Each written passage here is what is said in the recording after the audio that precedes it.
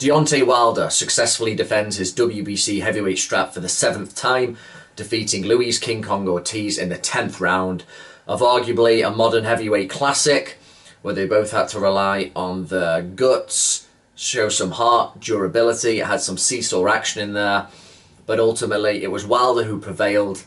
But despite the flood of familiar criticisms that are coming in about his vulnerabilities, about how off balance he is, about how he lives up to his surname, you ultimately have to say that we have to start believing a bit more in Wilder now when he talks about how he is the best, how he believes he's the best. It doesn't sound so ridiculous at the moment. It's amusing how this fight had similarities with Joshua against Klitschko, in that it was a younger man who initially decked the veteran in the 5th round, and even similar to Joshua, the way he was really pumped up after he floored Vladimir, Deontay Wilder was really, gave a bit of a war cry, and almost looked like he knelt down to say something to Ortiz when he floored him. He was full of adrenaline at that point, same as Joshua. And then he went through a bit of a hazy period, which led to Joshua getting floored against Klitschko. In Wilder's case, it was being put against the ropes and hurt by Ortiz in the 7th round. It was hard to see where the fight was going to go there. He looked out of sorts. But then ultimately, it was a younger man again who managed to recharge with the superior energy levels and stop the veteran later on. So it's funny how it took that similar story arc, the fight. Wilder, as always, looked out of sorts and confused at times, but he managed to make it work. He showed, there's been a lot of talk about, since day one really, about how Wilder's got the proverbial glass jaw, which everyone seems to have, but he took some pretty good left hands there, and while he wasn't exactly showing the best survival instincts or techniques, he did manage to get himself out of the situation. He tied Ortiz up a little bit, and he's kind of awkward as well when he's trying to be attacked. You know, he's a spindly character, and it ultimately proved difficult for a very good technician in Ortiz to set him up properly to get him out of there. So Wilder does show some very unconventional know-how, but it's know-how nonetheless. And to top it off, Wilder seems to be getting a similar criticism that Joshua did after defeating Vladimir, and that people are saying, well, had Ortiz been younger, he probably would have finished off Wilder, and it was the same with Vladimir. They said had the Ukrainian been younger, had it at least been the Vladimir from about 5 years ago, he would have stopped Joshua instead of gassing himself. But it's very easy to say that. It's very easy to say had this round gone longer. In reality, we're just tantalising the prospects of what-ifs, which we love doing. Ultimately, you have to give Wilder credit here. You have to ask yourself, how would Joshua have done against this Ortiz? Wilder had to overcome some hurdles here, in the sense that I was thinking Wilder's jab was almost non-existent or looked particularly terrible in this fight, but of course that's because he was against a very technically sound southpaw who was, as you would have expected, was asserting his right jab from the get-go, whereas Wilder was just trying to paw with it, as usual, just trying to find his right hand. So there were some technical hurdles for him to overcome there, which he did manage to do. How would Joshua have done against that Ortiz? It's a good question.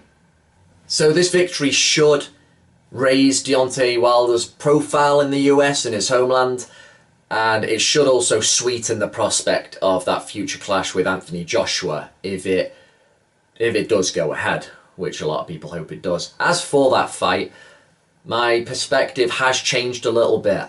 I used to favour Joshua by quite a bit. I might even favour Wilder now, and that is because you can only criticise how somebody looks so much while ignoring the results. Wilder is always managing to get the job done. He's just done it against a much better opponent.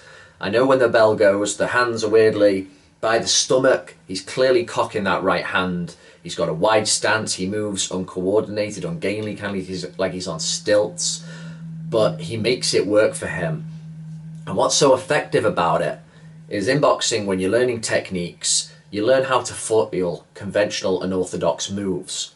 Wilder doesn't do anything conventional or orthodox, and the problem with that is you don't know how to train for it. You don't know what they're going to do.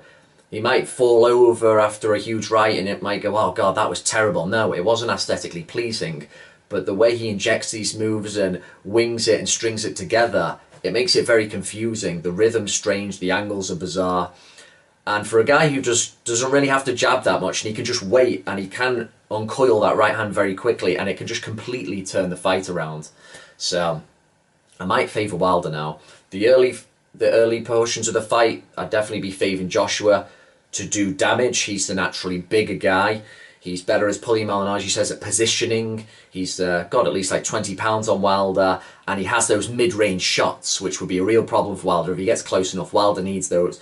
He needs a lot of space to sling his shots in from long range. He has little to no inside fighting ability. So if Joshua could get near him and pose that physical strength and then get him for his short, quick punches, that's how he'd light him up and get him out of there. But even still in the early goings, you know Wilder has absolute faith in that equaliser, and I just would not be surprised at all. Joshua, yes, looking nicer, the bigger man. It's all done nice, conventionally correct, but one just crazy right hand can undo that all. And Wilder is just brimming with that confidence, which I noticed before the Ortiz fight. He really believes that he is the man, and of course, that's the main component. He's definitely got talent there, it's raggedy, but he really believes he's the man. And with a big shot like that, everything being even now, looking how they're performing, I might just favour Wilder to hit Joshua with one of those, and then Joshua to not be able to dig himself out of a hole. So let's see, it's interesting times. What do you reckon? How would Joshua do against that Ortiz? And has this fight changed your perspective in terms of how you think Wilder would do against the Brit?